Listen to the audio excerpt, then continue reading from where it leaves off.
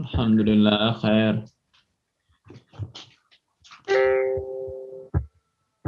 Langsung mulai saja atau nunggu? Tafadhol Ustaz, bisa langsung dimulai. Waktu dan tempat kami persilakan. Oke.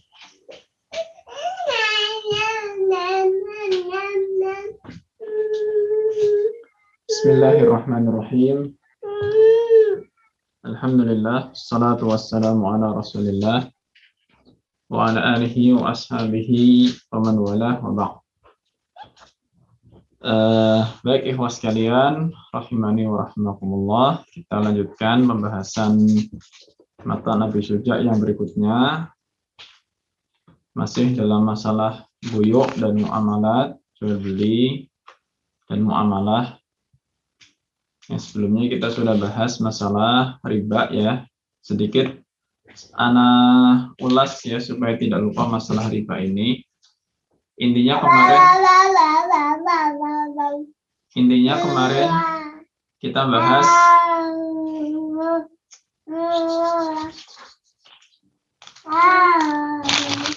kemarin kita bahas dari masalah riba ini ada 3 kaidah ya. Jadi masalah riba mungkin kita simpulkan sedikit bersama. Satu bahwa komoditi ribawi itu terbagi menjadi dua kelompok ya. Komoditi ribawi terbagi menjadi 2 kelompok. Ada kelompok mata uang atau alat tukar ya. Dan ada kelompok makanan ya. Ada kelompok alat tukar, ada kelompok makanan. Nah, untuk yang kelompok alat tukar, kemarin yang disebutkan dalam hadis Nabi Shallallahu Alaihi Wasallam adalah emas dan perak. Dan para ulama pada akhirnya mengkiaskan kepada emas dan perak ini uang-uang kartal yang dipakai pada hari ini. Itu kelompok yang pertama. Kelompok yang kedua adalah makanan. Ya. Jadi kemarin ada kurma, ada gandum, ada garam. Ya. Kemudian nanti dikiaskan juga kepada makanan-makanan itu apa yang kita makan pada hari ini seperti beras dan semacamnya. Nah, kaidah dalam riba ada 3. Ya, kaidah dalam riba ada 3. Kaidah pertama, ya, tukar menukar antara komoditi ribawi. Ya, pertama ya, tukar menukar antara komoditi ribawi yang satu kelompok dan satu jenis. Ya, satu kelompok dan satu jenis. Ini contohnya seperti emas tukar emas, perak tukar perak, rupiah tukar rupiah, dolar tukar dolar, real tukar real. Satu kelompok dan satu jenis. Maka disyaratkan harus senilai dan tunai. Ya, disyaratkan harus senilai dan tunai. Ini kalau satu kelompok dan satu jenis. Kaidah yang kedua,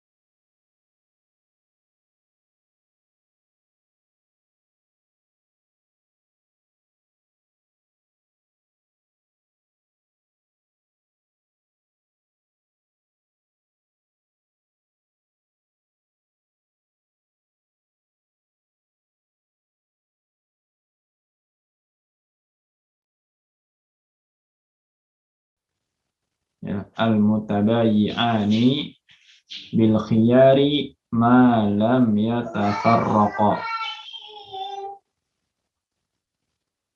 Jadi dua orang yang berjual beli, ya, mutabayyi'an,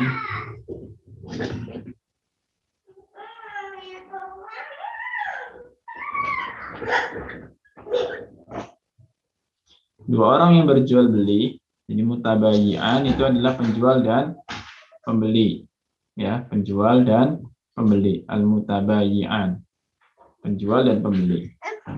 Bil khiyar,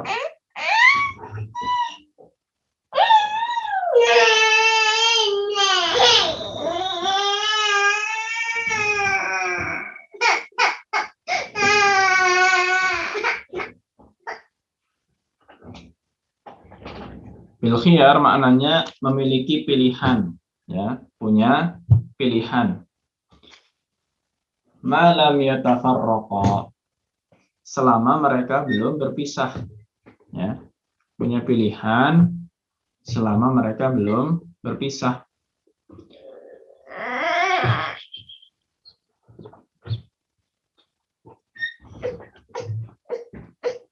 Apa maknanya punya pilihan, ya, sebelum berpisah?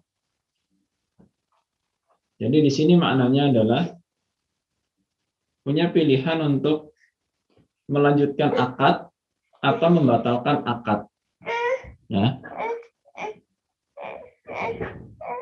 Punya pilihan untuk melanjutkan akad atau membatalkan akad. Ini ketika belum berpisah, ya. Jadi misalkan kita berikan gambarannya. Ini misalkan orang jual beli, ya. Gambaran kasusnya, antum pergi ke toko, misalkan mau beli suatu barang seperti misalkan HP, misalkan, atau barang apalah, elektronik atau apa. Kemudian tentunya tawar menawar, ya, mungkin tawar menawar harga. Kalau tawar menawar ini belum terjadi akad, ya, ya, tawar menawar itu belum terjadi akad, jadi itu masih bebas sekali. Jadi beli ya silahkan, nggak jadi ya silahkan. Yang jualan mungkin jadi menjual ya silahkan, nggak jadi ya silahkan. Itu masih bebas. Nah, ketika sudah terjadi akad, ya, ketika sudah terjadi akad, sudah ada tukar menukar barang, sudah ada serah terima, ya, dagangan sudah diterima, ya, dan uang juga sudah diserahkan kepada penjual. Ini sebetulnya sudah terjadi akad, ya, sudah terjadi akad. Namun demikian, asalnya, ya, asalnya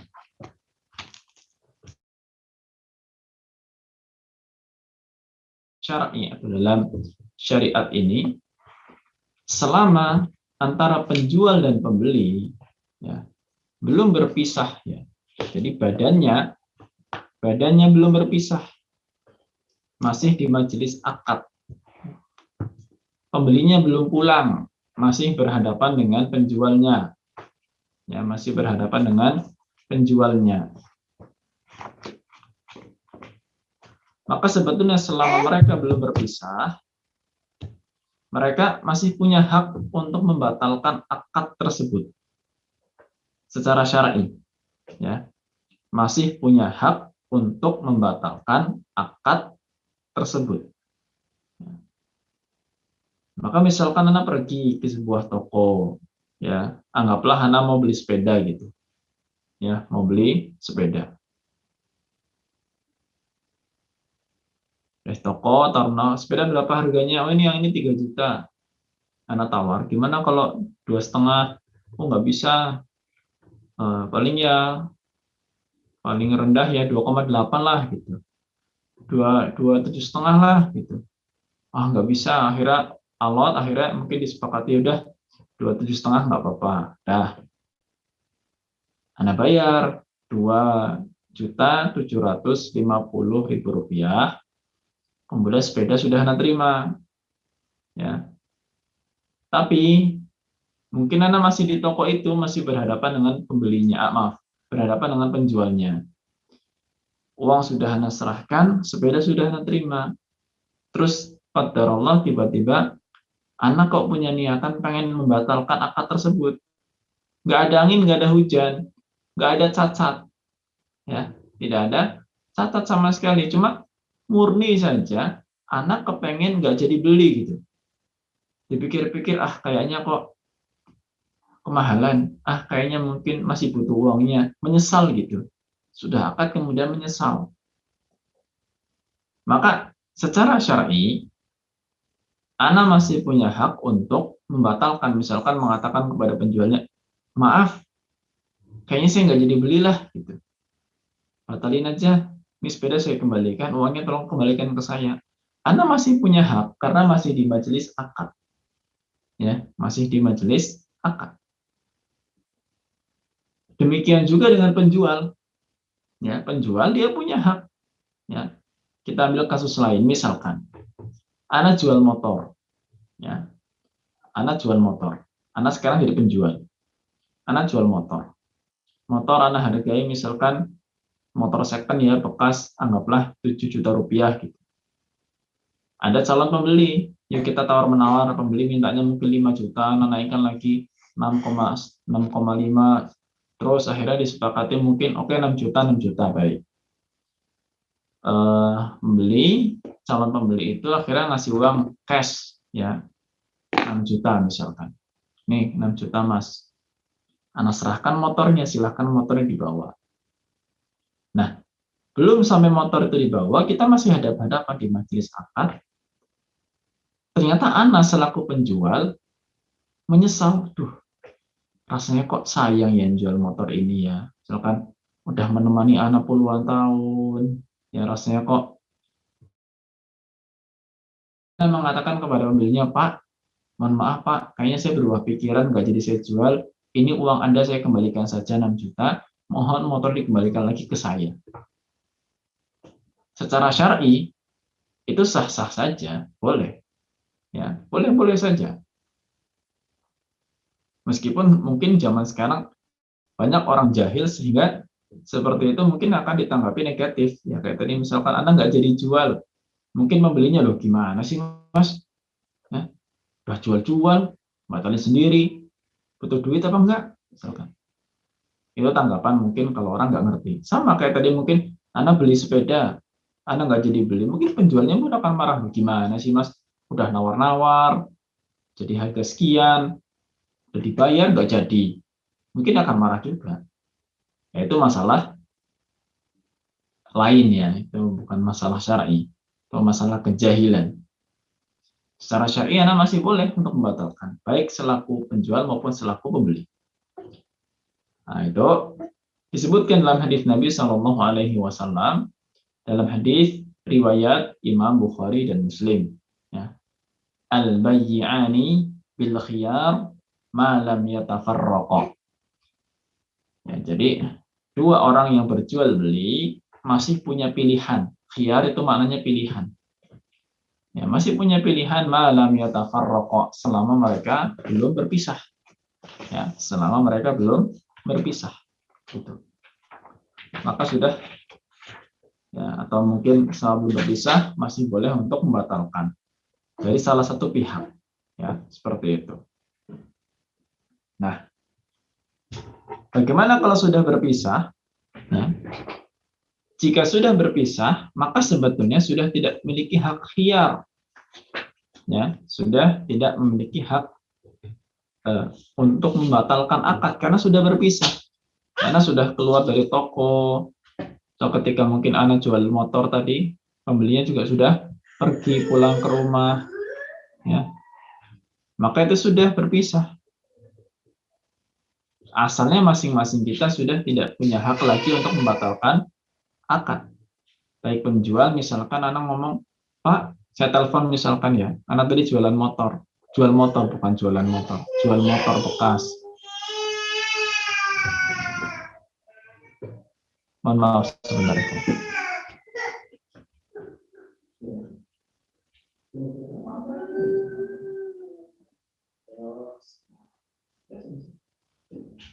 Bismillah.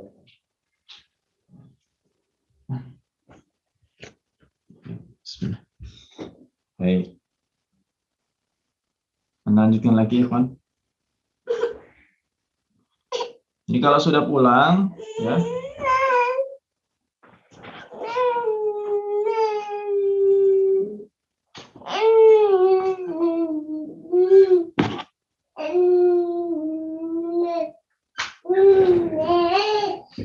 sudah pulang, kemudian anak telepon, ya Pak, tolong motor dikembalikan Pak, saya nggak jadi jual, itu nggak bisa, ya, karena apa? Sudah berpisah. Demikian juga kalau Anda beli sepeda tadi, Anda sudah bawa pulang ke rumah, sudah pisah kita, Anda datang ke toko, ya, aslinya Anda sudah nggak punya hak untuk mengembalikan sepeda itu ke toko, membatalkan akad. Asalnya Anda tidak punya hak. Dalam artian, kalau ternyata pembatalan Anda ditolak oleh pihak kedua, ya, maka hak dia untuk membatalkan. Hak dia untuk menolak. Ya, hak dia untuk menolak. Jadi, pembatalan yang Anda ajukan ternyata nggak disetujui, itu hak dia. Ya. Tapi ketika masih di majelis akad, Anda masih punya hak untuk batal. Dan pihak kedua harus memberikan kelapangan. Yaitu kalau belum berpisah. Tapi kalau sudah berpisah, ya silahkan pihak kedua nolak, nggak apa-apa. Karena sudah berpisah. Ya, itu seperti itu gambarannya. Asalnya secara syar'i demikian. Ya, hanya mungkin kalau pada masalah-masalah kontemporer agak sulit karena apa? Kita terkadang terbentur dengan segel misalkan, ya. Kita beli handphone.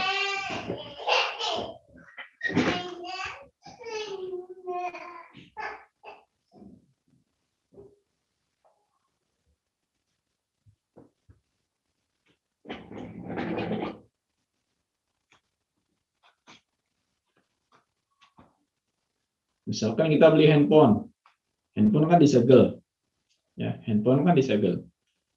Kita belum berpisah di majelis akad, itu segel sudah dibuka. Kalau kita batalkan, penjualnya mungkin akan marah juga. Ini karena berbenturan dengan masalah segel. Ya. Allahu a'lam, kalau masalah kontemporer mungkin Anda belum bisa banyak berbicara dalam masalah ini. Ya, ini masalah dasar dalam fikih muamalahnya demikian.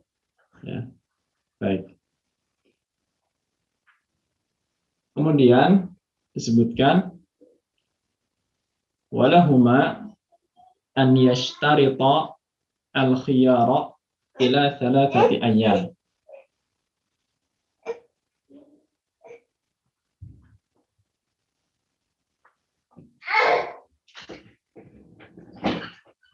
Dan boleh bagi keduanya untuk mensyaratkan khiyar selama 3 hari.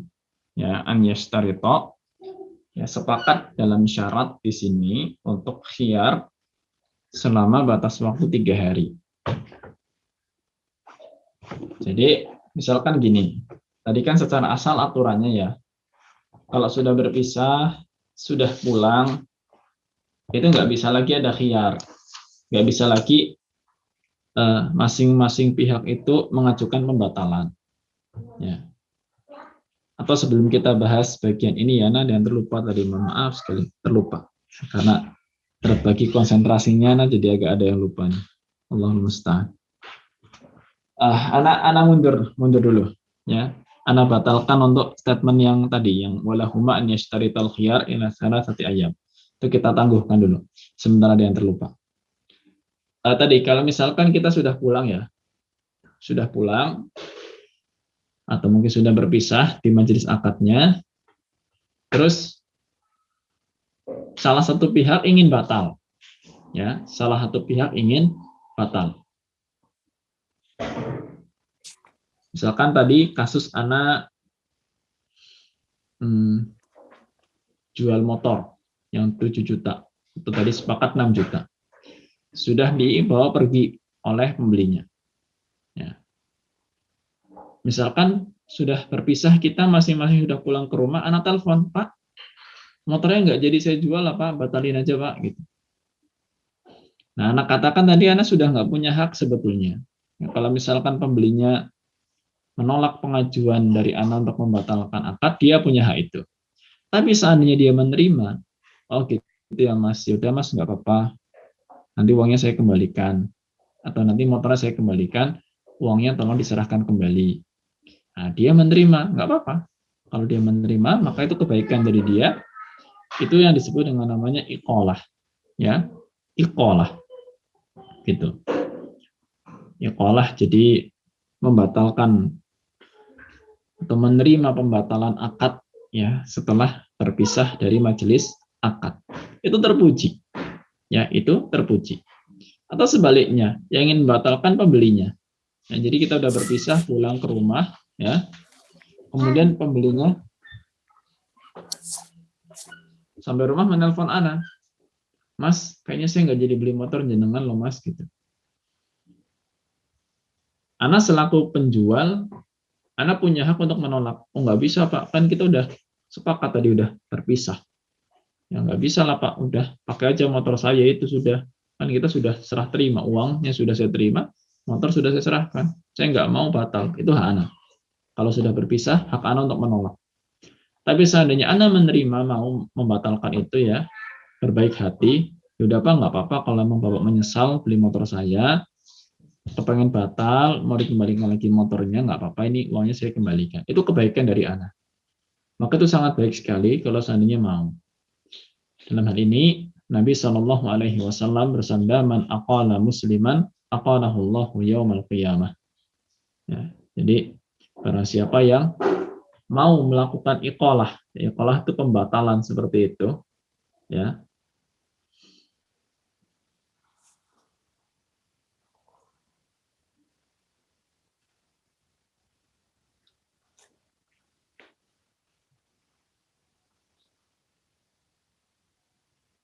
Ya, barang siapa yang mau menerima pembatalan, ya pembatalan akad itu, man aqala musliman, aqalallahu athratahu yaumal qiyamah. Ya.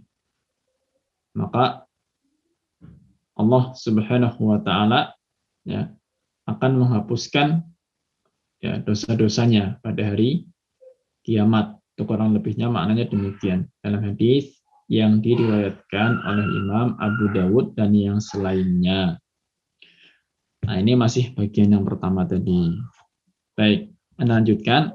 Qala wa lahuma an yashtarita al-khiyara ila thalathati ayyam. Dan boleh bagi keduanya untuk mensyaratkan khiyar selama 3 hari. Nah, jadi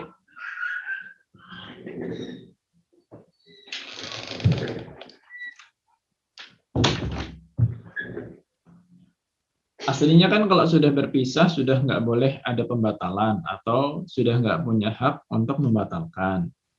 Tapi kalau misalkan keduanya sepakat, oke, gini aja, kita kasih batas 3 hari ya. Misalkan anak tadi masalah motor nih, motor. Ya, gini aja Pak, selama 3 hari, ya ini kita sudah serah terima, uang sudah saya terima, motor Pak saya serahkan kepada Bapak, ya silahkan. Kita sepakati ya Pak, 3 hari Pak, 3 hari.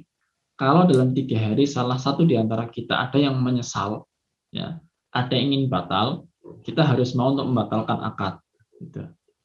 Misalkan selama 3 hari kok Bapak kepengen batal, ya, maka saya harus mau ketika memang masih dalam batas 3 hari itu. Kalau sudah lewat maka nggak bisa. Ya. Demikian juga dengan saya, dalam 3 hari kok malah saya yang menyesal, saya kepengen motornya kembali, gitu. Maka juga Bapak harus terima. Tapi 3 hari, ya maksimal 3 hari. Ya.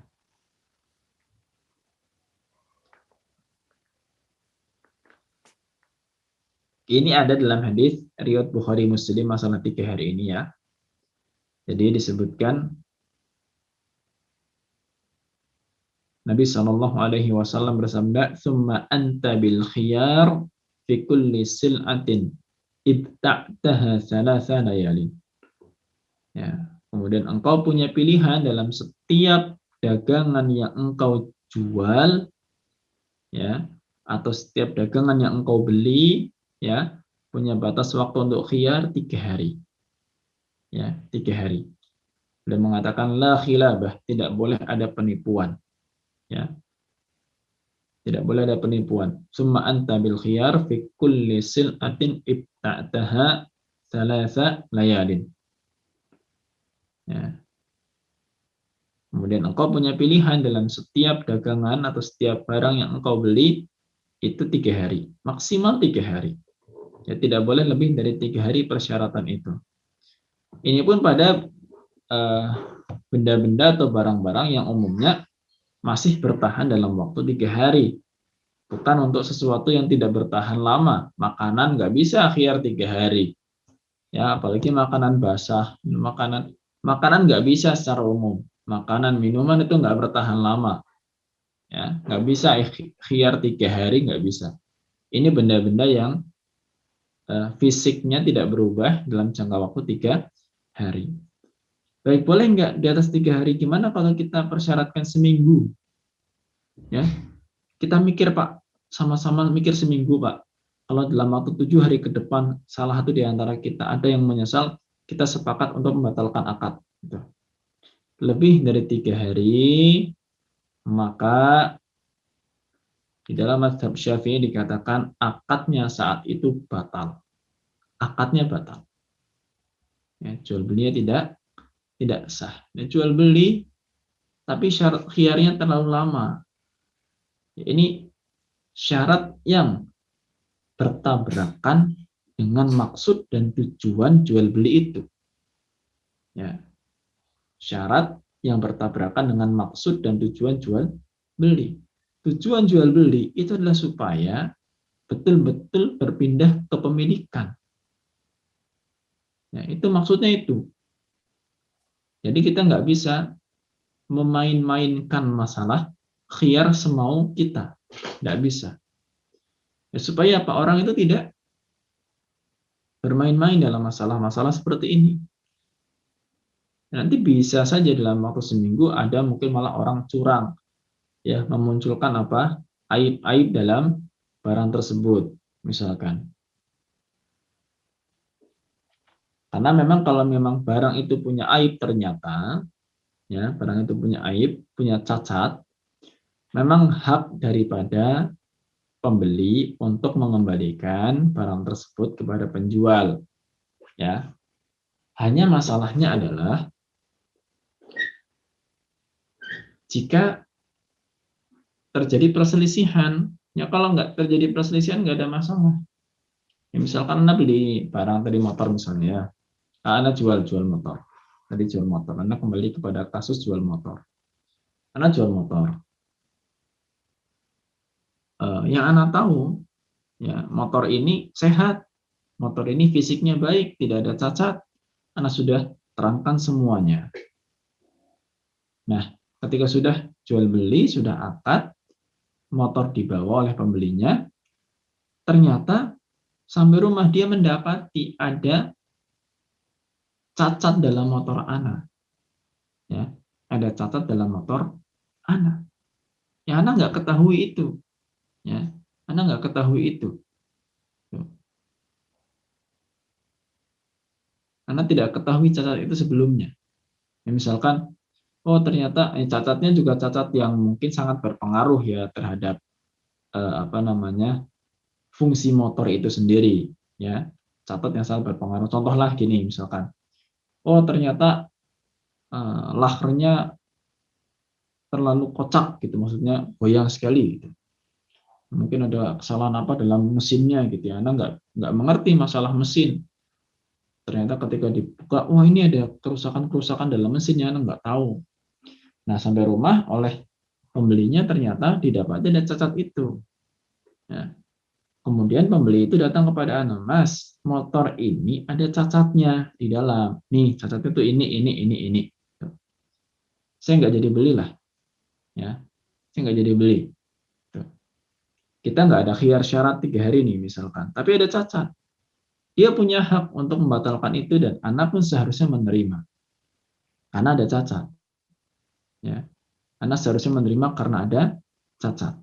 Nah, Kalau seperti ini, ya sama-sama sepakat, sama-sama enak, bisa, nggak ada masalah. Tapi masalahnya kalau terjadi perselisihan, ya terjadi perselisihan, pembeli klaim bahwa di motor ini ada cacat, Anda mengatakan tidak ada, kemungkinan cacat itu muncul baru, ya misalkan demikian. Nah ini nanti kasus semacam ini butuh pendalaman, ya butuh pendalaman. Apakah cacat itu memang cacat yang dimungkinkan terjadinya baru, atau cacat yang ini kemungkinannya sudah lama, ya. Nah, ini akan dikasuskan kalau seperti itu, ya tergantung kondisi barangnya bagaimana. Ya, kalau mungkin cacatnya itu cacat yang dimungkinkan adalah cacat yang baru, setelah diteliti, oh ini kemungkinan cacatnya baru terjadi, ini belum lama. Ya, bisa saja cacat itu terjadi ketika motor dibawa, gitu. Kalau kondisi seperti itu, anak dalam posisi yang menang. Ya, anak dalam posisi yang menang. Ibarat anak tinggal bersumpah-sumpah demi Allah motor ini tidak cacat. Ya, sumpah demi Allah saya tidak tahu kalau ada cacat. Misalkan, anak menang. Ya, karena cacat itu dimungkinkan cacat yang baru terjadi. Tapi kalau cacat itu cacat yang kemungkinannya memang sudah lama terjadi, ya, maka anak ya posisinya kalah, ya kalah karena sulit ya untuk mengelak ya. Ini cacatnya kemungkinannya lama, nggak mungkin baru. Ya. Nah maka dari itu kembali kepada masalah khiyar. Kenapa kita nggak bermain-main dalam masalah khiyar? Supaya orang itu tidak berbuat kecurangan nantinya. Ya, jadi maksimal 3 hari.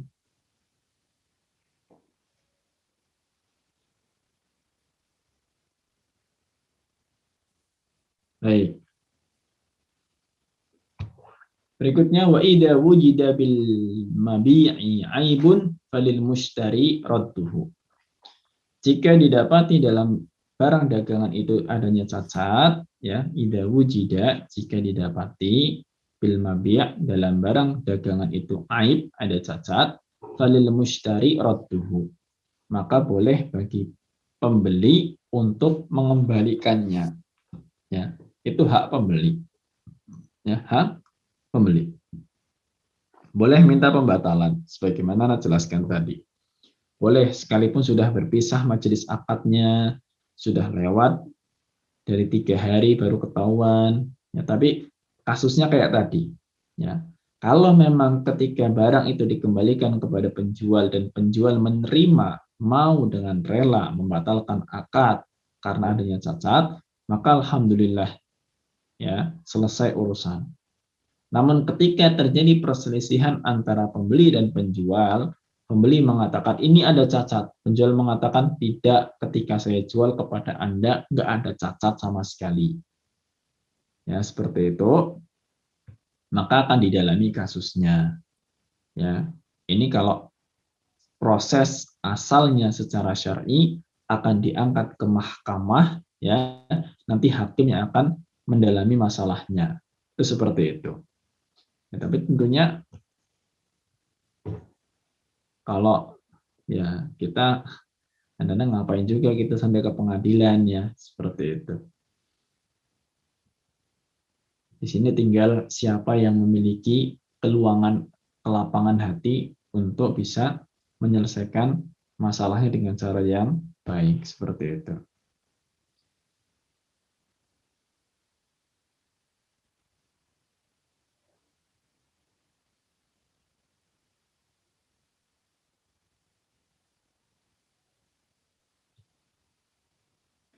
Baik, selanjutnya wala yajuzu bai'u tsamarati mutlaqan illa ba'da buduwi salahiha.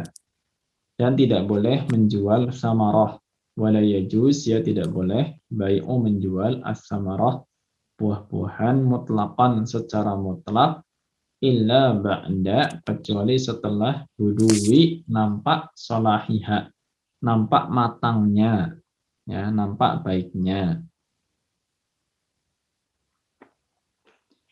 Ya, jadi intinya buah itu buah-buahan, ya, jangan dijual sebelum matang.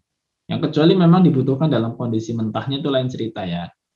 Bahkan apa misalkan pepaya nih, ya pepaya. Ada orang yang butuh pepaya yang mentah gitu, belum matang.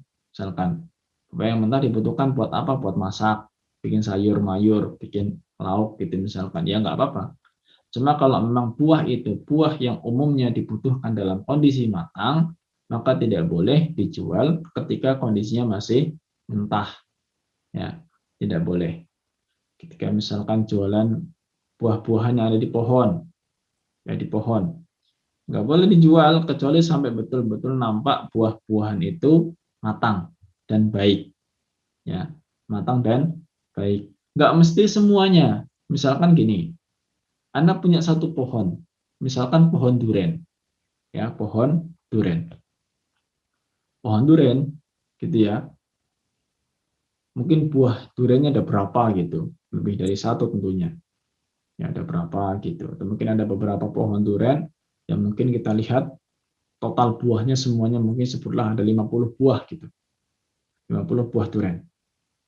Nah, Anda nggak boleh jual durian itu sampai sebagian besarnya itu nampak bagus dan matang. Ya. Kalau misalkan, oh ini sudah nampak-nampak nih, yang ahli sudah ngerti melihat, oh ini duriannya bagus-bagus nih, ya bagus-bagus. Ya nggak menutup kemungkinan ada 1-2 yang gagal, misalkan 1-2-3 biji yang gagal gitu. Nggak menutup kemungkinan ya, karena sulit kita memastikan 50 buah ini bagus semuanya gitu. Tapi secara kasat mata, ya orang yang pintar melihat, oh, ini kayaknya bagus-bagus ini sudah. Gitu. Nah, maka boleh Anda jual semuanya. Ini Anda jual 50 buah kepada Anda, silahkan dibawa. Ya, kulakan misalkan, boleh silahkan. Ya, itu seperti itu. Tapi kalau masih nampak sebagian besarnya belum matang, ya, atau sebagian besar yang malah nampak gagal, bosok, misalkan busuk gitu ya. Nah, itu nggak boleh. Ya, itu seperti itu. Di sini ada larangan dari Nabi Shallallahu Alaihi Wasallam dalam hadis riwayat Bukhari Muslim, naha an bai'i thimar hatta yabdua salahuha. Beliau Shallallahu Alaihi Wasallam melarang untuk menjual buah-buahan sampai nampak matangnya, ya, nampak baiknya seperti itu.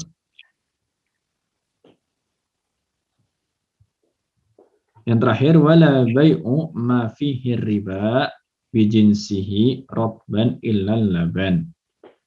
Ya, dan tidak boleh menjual barang-barang yang di dalamnya ada unsur riba dengan yang sejenis dalam kondisi yang robban, dalam kondisi yang masih basah. Basah itu berarti belum jadi kering, ya. Kecuali apa? Kecuali susu.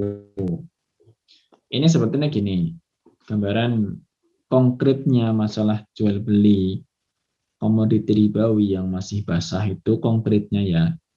Itu seperti misalkan kalau zaman dahulu itu adalah korma, ya. Korma dan kismis anggur. Ya, kismis itu kan asalnya dari anggur.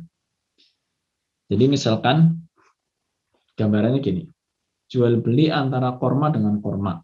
Ini berarti jual beli komoditi ribawi dengan yang sejenis, ya, yang sama gitu.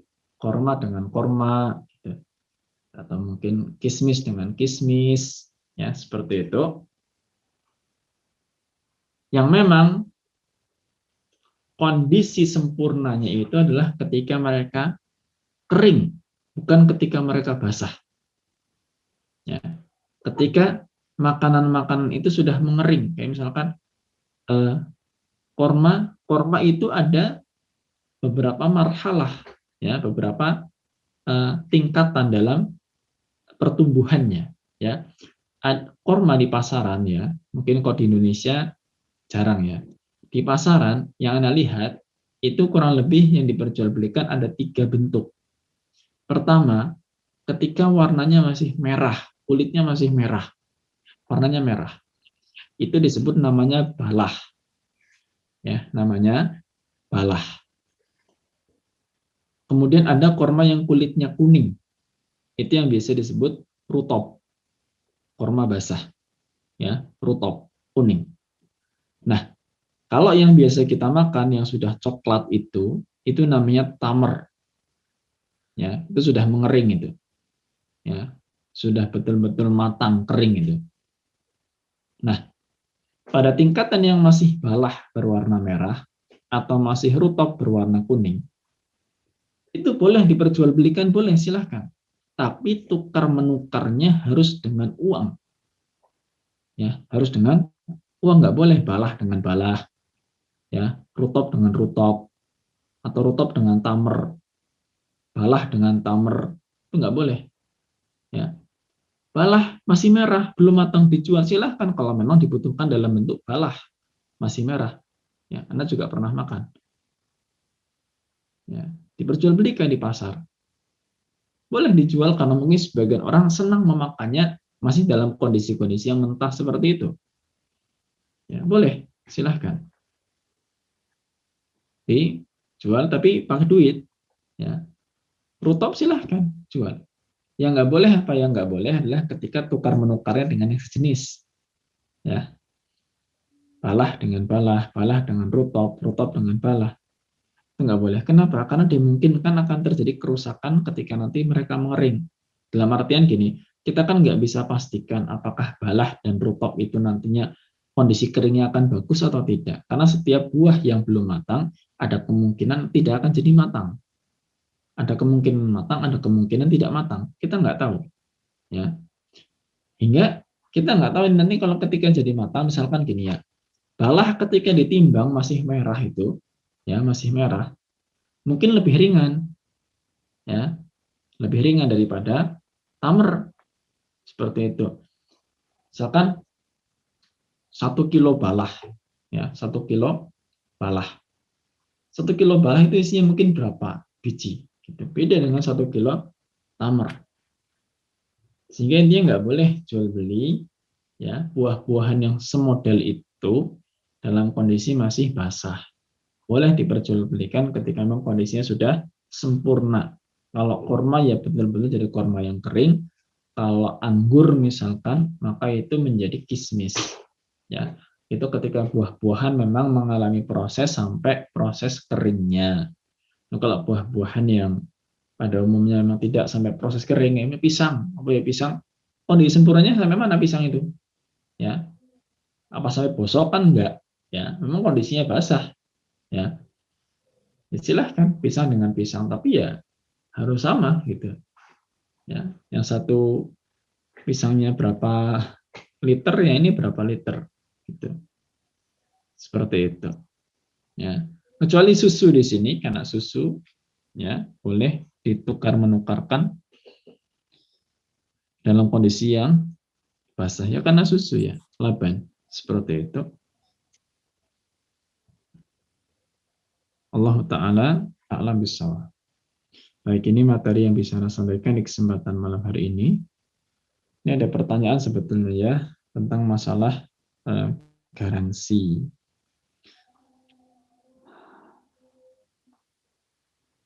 Garansi yang memang disyaratkan penjual.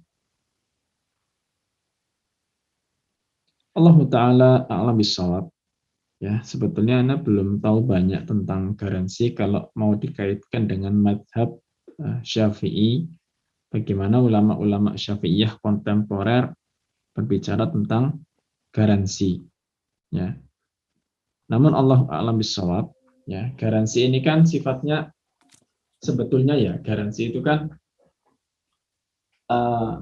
lebih dekat ya, lebih dekat kepada yang iqolah tadi. Ya, lebih dekat kepada iqolah. Garansi itu kan gambarannya bahwa penjual itu memberikan keluasan bagi pembeli, ya, memberikan keluasan bagi pembeli. Gitu. Di sini sebetulnya penjual sudah tidak punya hak untuk batal, ya. Jadi gini, ketika misalkan beli alat elektronik, ya, beli alat elektronik, misalkan beli apalah dispenser atau mungkin beli laptop gitu misalkan ya, printer, alat-alat seperti itu misalkan. Umumnya ada garansi. Ketika laptop sudah Anda bawa pulang ke rumah, ya. Nah, apakah penjual punya hak untuk nelpon Anda? Mas, batal Mas, nggak jadilah, kembalikan gitu. Ya, dia nggak punya hak itu. Garansi kan bukan seperti itu. Garansi adalah penjual yang memberikan hak kepada Anda untuk membatalkan. Itu kalau memang terjadi hal-hal yang ternyata menunjukkan cacat di barang itu. Ya, misalkan laptop ini, laptop ini dikatakan awet, ya baterainya akan awet dalam jangka waktu 5 tahun. Gitu, misalkan kalau sebelum 5 tahun ternyata sudah rusak baterai itu, ya ada garansi. Garansi apa? Garansi baterainya. Nah, atau mungkin barangnya juga bisa. Ya, barangnya bisa, misalkan contohnya televisi. Ya, televisi ini akan awet dalam jangka waktu minimal 5 tahun. Kalau sampai 5 tahun rusak, silahkan minta tukar ke tokonya. Ya, itu kebaikan dari tokonya. Ya, kebaikan dari tokonya. Ini bukan khiyar. Allahu a'lam. Ini tidak disebut khiyar sebetulnya. Ya, karena ini dikaitkan dengan masalah cacat, masalah kerusakan. Ya, itu menjadi hak pembeli betul. Ya, itu hak pembeli. Ya, bukan khiyar sampai 5 tahun gitu, atau khiyar sampai 2 tahun, itu bukan khiyar. Ya, itu hanya masalah jangka waktu, ya, untuk masalah kerusakan-kerusakan atau mungkin kekurangan-kekurangan yang terjadi berkaitan dengan barang itu. Hanya di sini sebagian ulama kontemporer, tapi saya nggak mengkaitkan dengan madhab Syafi'i ya. Sebagian ulama kontemporer nggak boleh mengatakan tidak boleh jika untuk garansi itu dipersyaratkan harga tambahan. Ya, misalkan gini, beli laptop, ya. Kalau laptop ini Anda kepengen garansi, harganya 5 juta. 5 juta ada garansinya. Kalau nggak ada garansi, harganya 4,5 juta. Ini nggak boleh. Ada garansi, nggak ada garansi, harganya sama. Ya, itu seperti itu. Ya, kenapa? Karena tambahan 500.000 ini ada gharar. Atas 500.000 ini atas dasar apa? Ya, garansi itu kan nggak jelas. Maksudnya garansi nggak jelas itu gini. Garansi itu kan akan kita pakai garansi itu kalau terjadi kerusakan. Ya, tapi kan bisa jadi bahwa selama 5 tahun laptop ini sehat-sehat aja. Ya, tapi ini bayarnya berapa? 5 juta. Rugi dong anak 500.000. Ya. Jadi 500.000 ini ganti yang gharar. Nggak boleh ada tambahan seperti itu. Ada garansi, nggak ada garansi, harganya sama. Itu seperti itu ya. Allahu a'lam bishawab. Jadi ke masalah garansi pada dasarnya boleh, karena itu bukan bagian daripada khiyar. Baik. Toh misalkan ya, anak kembali garansi. Toh misalkan ya, kalau nggak ada kerusakan apa-apa, apa ya penjualnya mau untuk batal? Kan nggak mau juga. Ya, anak beli laptop sudah seminggu anak pakai, anak datang ke tokonya. Maaf, saya nggak jadi beli lah, ini sudah saya pakai tapi saya nggak jadi beli. 3 hari misalkan datang lagi, nggak akan diterima. Memang nggak ada khiyar, sudah habis khiyarnya. Ya, tapi garansi bukan khiyar. Ya, garansi bukan khiyar. Baik, berikutnya, Bismillah, tentang fikih sholat, di mana seorang imam menambah 1 rakaat lagi, padahal sudah rakaat terakhir, dan kami makmum sudah mengingatkan. Namun imam tetap lanjut berdiri dan kami tetap duduk tahiyat akhir nunggu imam turun lagi. Kemudian imam sujud sahwi. Apakah makmum juga ikut sujud sahwi? Ikut. Ya. Makmum walau bagaimanapun tetap ikut imam sekalipun makmumnya tidak salah. Dalam hal sujud sahwi ini maksudnya ya. Dalam hal sujud sahwi makmum tetap ikut imam berdasarkan keumuman hadis Nabi Shallallahu Alaihi Wasallam, innama ju'ilal imamu liyutamma bihi. Ya, hanya saja imam itu dijadikan sosok yang diikuti. Ya, berdasarkan hadis itu maka diikutilah gerakan imam hingga sujud sahwi sekalipun makmumnya merasa tidak salah. Allah a'lam bishawab. Berikutnya, bagaimana barang yang sudah terbeli dengan cara kredit riba yang sudah lunas lama, apakah harus dijual? Tidak. Itu hak pembeli sudah. Ini kadang-kadang salah kaprah. Ya, salah kaprah dalam memahami taubat dari riba.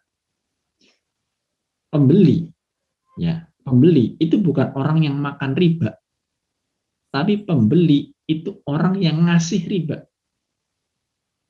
Ya, orang yang ngasih riba. Misalkan gini, Ana beli motor kredit, kreditnya lewat leasing. Ya, waliyadzubillah. Leasing itu sebetulnya minjamkan uang Ana. Motor harga cashnya misalkan 15 juta. Ya, harga cashnya 15 juta. Maka leasing beli dulu 15 juta ke tokonya, showroomnya, bayar 15 juta cash. Maka motor itu menjadi milik leasing. Makanya BPKB biasanya disita dulu sebelum lunas. Tapi motor anak pakai dan anak cicil motor itu kepada leasing. Ini anak nyaur utang. Ya, anak nyaur utang. Melunasi utang kepada leasing. Nah, hutang anak ketika anak lunasi, misalkan dalam tempo sebutlah ya misalkan 10 bulan. Ya, 10 bulan misalkan. 10 bulan dengan cicilan per bulannya 2 juta. Maka total menjadi 20 juta. Leasing hanya keluar duit 15 juta. Anak kasih 20 juta. Berarti ada riba 5 juta. 5 juta ini Ana berikan kepada leasing. Ya, Ana nggak makan riba. Yang makan riba siapa? Leasingnya. Motor itu hak Ana. Karena Ana beli. Ya, Ana beli. Nggak ada barang riba di Ana tuh nggak ada. Motor itu bukan barang riba. Itu barang jual beli. Sah. Ya. Tapi Anda harus taubat. Kenapa? Karena Anda sudah menggunakan cara ribawi di situ. Anda harus taubat. Tapi taubat Anda bukan taubat dengan cara menjual aset. Enggak. Karena enggak ada barang haram di Anda, enggak ada. Ya, motor itu sah Anda beli dengan cara yang sah. Cuma ada unsur keharaman di situ. Ya. Maka tugas Anda apa? Taubat. Leasingnya yang harus mengeluarkan hartanya supaya tidak dipakai. Karena harta yang mereka gunakan harta riba. Itu seperti itu. Ya. Ini bahkan sampai ketika itu ada yang bertanya, Ustadz saya beli rumah ya kredit lewat bank, ya saya sekarang sudah tobat, apakah harus jual rumahnya? Enggak, rumah itu milik Anda, sah sudah. Ya, yang harus menjual asetnya itu banknya, bukan Anda. Kan Anda nggak makan riba, Anda ngasih riba kepada bank. Itulah. Mudah-mudahan dipahami ini oleh Septiono Subekti. Yang kedua, ketika menyolati jenazah, sang imam tidak mengecek posisi kepala si mayit, hanya mengikuti kata orang saja. Setelah sholat jenazah selesai, sekitar 15 menitan pihak keluarga mengecek ternyata posisi kepala terbalik. Bagaimana? Apakah sholatnya perlu diulangi? Tidak. Ya. Karena posisi itu bukan syarat sahnya sholat jenazah. Itu hanya masalah sunnah adab. Ya, seperti itu. Kalaupun posisi terbolak-balik, itu sebetulnya nggak mempengaruhi syarat sahnya sholat jenazah sebatas yang Anda ketahui. Allah bisa. Baik, berikutnya. Misalkan Anda pembeli ingin membeli buah, misalkan pisang dalam jumlah banyak, dan pembeli tersebut lokasinya jauh dari penjual. Jadi si penjual menjual buah tersebut dalam kondisi masih mentah, dengan perkiraan bahwa sampai di lokasi pembeli buahnya sudah matang. Akan tetapi ada kemungkinan juga buah tadi mengalami kerusakan dalam pengiriman.